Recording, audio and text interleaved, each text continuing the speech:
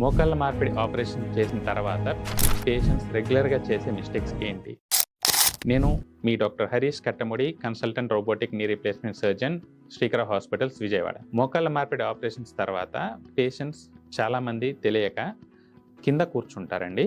ఒకటి తక్కువ height stools మీద కూర్చొని పని చేసుకోవడం కానీ, కింద కూర్చొని పని చేసుకోవడం కానీ చేస్తారు.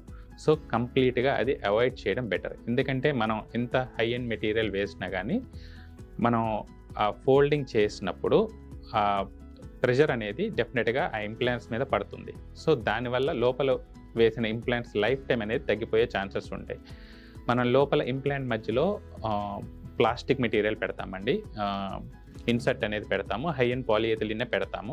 కాకపోతే ఏంటంటే అది వేర్ అండ్ టేర్ వల్ల ఆ పాలిఎథిలిన్, ఆ ప్లాస్టిక్ అనేది అరిగిపోయే ఛాన్సెస్ చాలా ఎక్కువ ఉంటాయి. సో దానివల్ల ఏమవుతుందంటే పేషెంట్కి బ్యాలెన్స్ సరిగ్గా పడకపోవడం వల్ల ఇంప్లాంట్ కూడా లూజ్ అయ్యే ఛాన్సెస్ ఉంటాయి. సో కొన్నిసార్లు ఆ ఇన్సర్ట్ మార్చే ఛాన్సెస్ ఉంటాయి.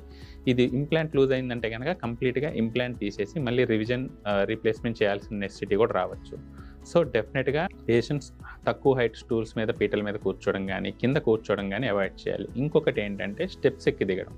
అవసరం ఉన్న దాన్ని బట్టి స్టెప్స్ ఎక్కి దిగాలండి.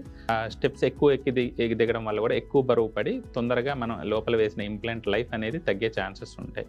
ఇంకొకటి ఏంటంటే చాలామంది అడిగేది పొలం పనులకు వెళ్ళొచ్చా? పొలం పనులకు వెళ్ళినప్పుడు మనం బురదలో దిగినా కానీ, పొలంలో ఉన్న మట్టి గతుకుల్లో నడిచినా కానీ సాధారణంగా నడిచేదానికంటే ఎక్కువ బరువు దాని మీద పడుతుంది, మోకాల మీద. సో దానివల్ల ఏమవుతుందంటే లోపల వేసే ఇంప్లాంట్ లైఫ్ అనేది తగ్గే ఛాన్స్ ఉంటుంది.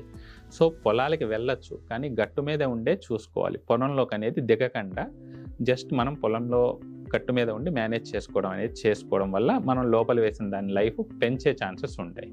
Thank you.